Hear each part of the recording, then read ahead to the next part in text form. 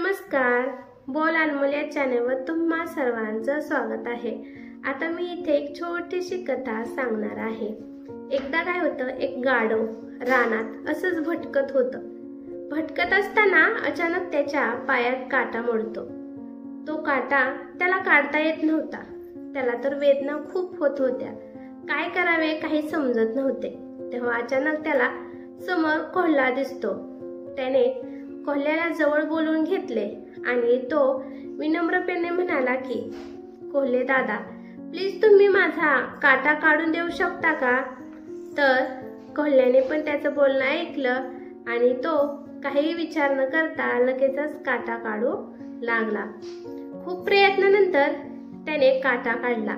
गाढवाला समजलं की आता त्याच्या पायातील काटा निघत आला आहे।